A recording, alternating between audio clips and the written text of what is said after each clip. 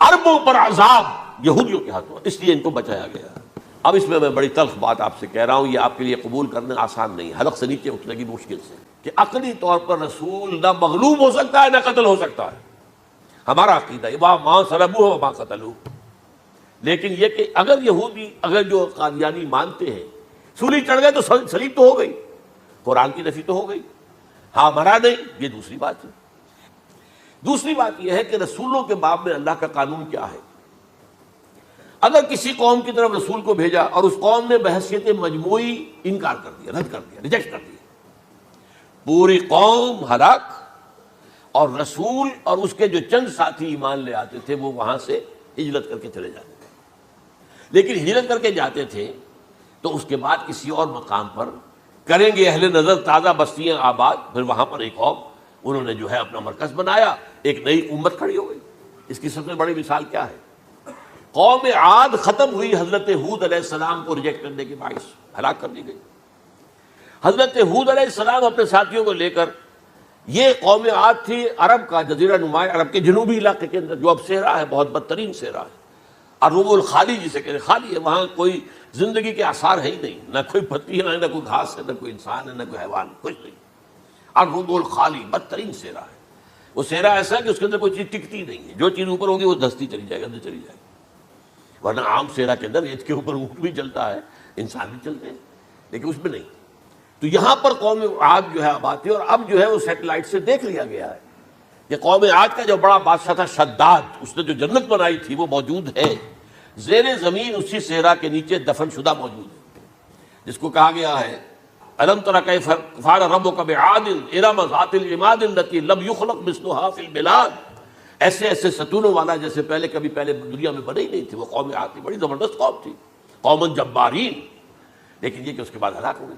اب حضرت ہود اپنے مسلمان ساتھیوں کو لے کر نکل گئے جزیرہ نما عرب کے مغربی کونے میں جا کر، شمال مغربی کونے میں آباد ہو گئے، وہاں ایک نئی قوم پیدا ہوئی، سمود۔ اب یہ اسلامی بستی بن گئی، لیکن اس کے اندر بھی پھر بعد میں زوال آیا، پھر وہاں نبی بھی آئے، لیکن اس کے بعد یہ کہ آخری رسول بھیجے گئے حضرت صالح، اور وہ بھی ہلاک ہوئے کیونکہ حضرت صالح کو انہوں نے رد کر دیا۔ تو یہ میں نے مثال دی ہے آپ کو کہ رسول جو ہے وہ وہاں سے اگر ہجرت کرتا ہے تو ہجرت کر کے وہ یہ نہیں جان بچا کے جا کے گمنامی میں کہیں مر گیا، وہ تو جا کر اپنے ساتھیوں کو لے کر جائے گا، اور جا کر جو ہے وہاں پر جو ہے ایک نئی جگہ پر آباد ہوگا، ایک نئی تہذیب ابھرے گی۔ تو یہ تو نہیں ہوا، یہ گمنام ہو کر آ کر کشمیر میں مر گیا تو اس کی کیا حیثیت ہوئی؟ حضرت عیسیٰ علیہ السلام یا تو اگر ہجرت کرتے، یا جب انہیں معلوم ہو گیا تھا کہ میرے قتل کا فتویٰ ہو گیا ہے، تو آپ وہاں سے ہجرت کر سکتے تھے، لیکن اپنے ساتھیوں کو تو لے کر جاتے نا، اپنے حواریین کو لے کر جاتے، اور کہتے ہیں 12 حواریین کے علاوہ اور بھی کوئی 70 کے قریب لوگ تھے جو ان پر ایمان لائے تھے، ان کو لے کر جاتے، کسی جگہ جا کر آپ آباد ہوتے، وہاں ایک نئی جو ہے بستی بنتی، وہاں مسلمانوں کی ایک آبادی ہوتی۔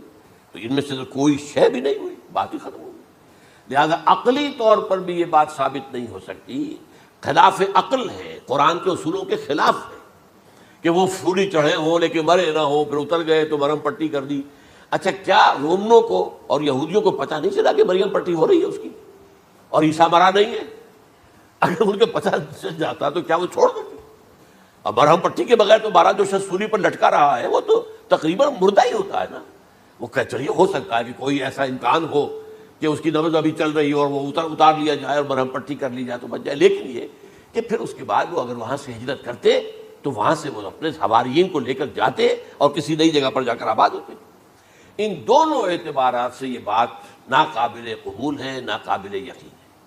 لیکن اسی مسئلے کو لے کر انہوں نے، جو جیسا کہ میں نے بتایا تھا، وفات ہو گئی، کیسے ہو سکتا ہے؟ ہمارے نبی جو سید المرسلین ہے وہ تو زیر زمین دفن ہو گئے اور یہ جو آسمان پر اٹھا لیے گئے، یہ کیسے ہو سکتا؟ بس اس کے اوپر عام لوگ جو ہیں وہ متاثر ہوئے، اور خاص طور پر وہ سائنٹیفک مائنڈ جو بن گیا تھا، تو چونکہ سائنس کے اس خاکے کے اندر وہ بات فٹ نہیں بیٹھتی، لہذا ان لوگوں نے اس کو قبول کیا۔ اب یہ کہ یہ جو واحد استثناء ہوا ہے یہ کسی اور کے ساتھ نہیں ہوا۔ ویسے حضرت مسیح کی پوری شخصیت مستثنیٰ ہے، بن باپ کے تو کوئی اور رسول پیدا ہوا ہی نہیں، نہ نبی پیدا ہوا۔ پھر وہ معجزے جو حضرت مسیح کو ملے کسی نبی کو نہیں ملے۔ حضرت صالح کو ایک ہی معجزہ ملا تھا نا ایسا کہ لوگوں نے کہا کہ تم یہ اس چٹان میں سے ابھی ایک گابن اونٹنی برآمد کر کے دکھا دو، وہ دکھا دی گئی، پھر ہلاک کر دیے گئے۔ لیکن جو اور معجزے حضرت مسیح کو دکھائے ہیں وہ بچپن میں بولے ہیں، گود میں تھے یا پگوڑے میں تھے، بولے ہیں انی عبداللہ آتانی الکتاب وجعلنی نبیا۔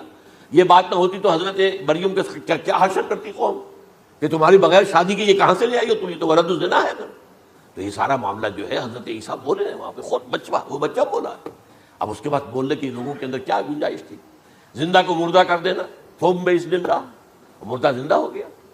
اور تخلیق حیات، ایک پرندہ بنانا گارے کا، پھونک مارنا اور اڑتا ہوا پرندہ بن جائے، ایک کوڑی کے جسم پر ہاتھ پھیرنا اور کوڑ ختم، ایک مادرزاد اندھے کی آنکھوں پر ہاتھ پھیرنا اور بینائی آ گئی۔ یہ سارے معجزات مستثنا شخصیت، ان کا یہ استثناء کیوں کیا گیا؟ یہ بڑی تلخ بات ہے، یہ یاد کر لیجیے، کیونکہ یا تو قوم اسی وقت ہلاک کر دی جاتی جیسا کہ ہوا قوم نوح، قوم ہود، قوم عاد، قوم سمود، قوم شعیب، یہ ہوا کہ نہیں ہوا؟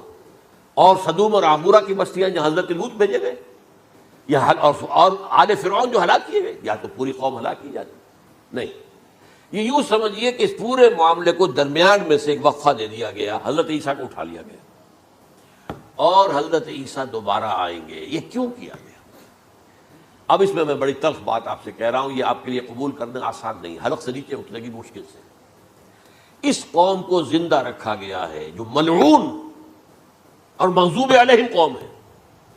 سب سورہ فاتحہ میں مفسرین لکھتے ہیں ضالین، یہ نصارہ ہے، اور مغضوب علیہم یہ یہودی ہیں۔ اور قرآن کہتا ہے لعن الذین کفروا من اہل الکتاب علی لسان داؤد عیسی ابن مریم، لعنت کی گئی ایک ملعون اور مغضوب قوم کے ہاتھوں آخری امت محمد، اور اس کا بھی بہترین حصہ، اس پر عذاب ان کے ہاتھوں آئے گا، عربوں پر عذاب یہودیوں کے ہاتھوں، اس لیے ان کو بچایا گیا۔ یہ میں نے کئی دفعہ واقعہ سنایا، مولانا اصلاحی صاحب بتایا کرتے تھے، کیونکہ وہ راجپوت تھے، یو پی کے راجپوت مشرقی حصے کے، کہ ہمارے ہاں کوئی نوجوان اگر کوئی بڑی گری ہوئی حرکت کرتا تھا تو اس کے سر پر چمار کے ذریعے، چمار کے ہاتھوں جوتا لگایا جاتا تھا۔ اگر راجپوت کے سر پر راجپوت کا جوتا گرا تو چلو تکلیف تو ہوئی، لیکن یہ کہ راجپوت کا جوتا گرا ہے نا، پڑا ہے، لیکن راجپوت کے سر پر چمار کا جوتا، جس کو آپ انگریزی میں کہتے ہیں to add insult to injury, وہ تکلیف بھی ہے جوتا کھانے کی، اور انسلٹ ہے کہ ایک چمار مار رہا ہے۔ یہ امت سب سے خیر امت ہے، کنتم خیر امت اخرجت للناس۔ اس کے لیے عذاب بھی بدترین آئے گا، اور کن پر آئے گا؟ اس امت کا جو اصل نیوکلیس ہے عرب، جس کے بارے میں حضور کی حدیث موجود ہے ویل للعرب، عرب کے لیے بہت بڑی ہلاکت۔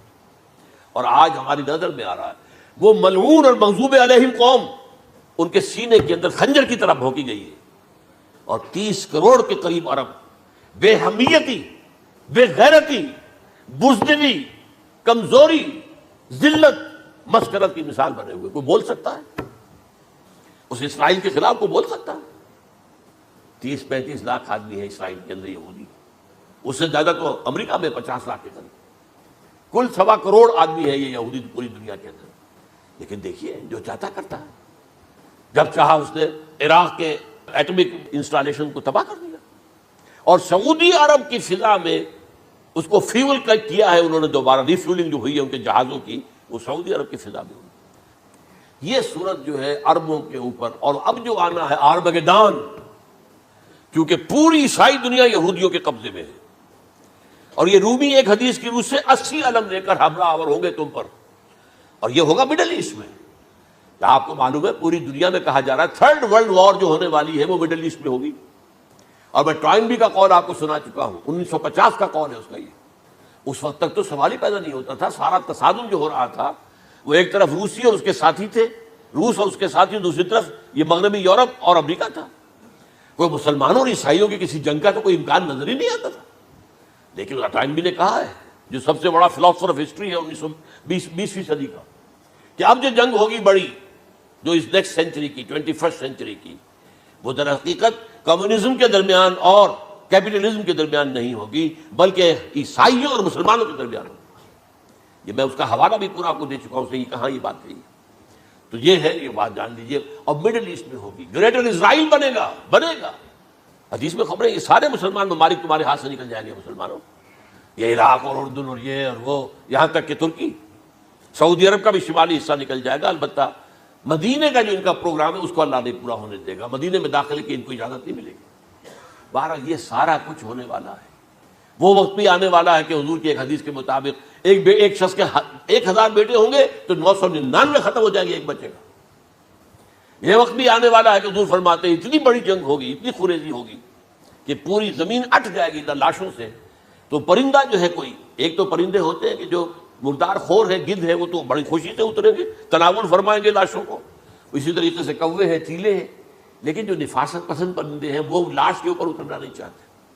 تو ایک پرندہ اٹھتا چلا جائے گا، اسے کہیں زمین پر اترنے کی جگہ نہیں ملے گی، لاشیں ہی لاشیں ہوں گی، یہاں تک کہ وہ تھک ہار کر اس کے جو ہے پر جواب دے جائیں گے، گرے گا تو لاش پر گرے گا۔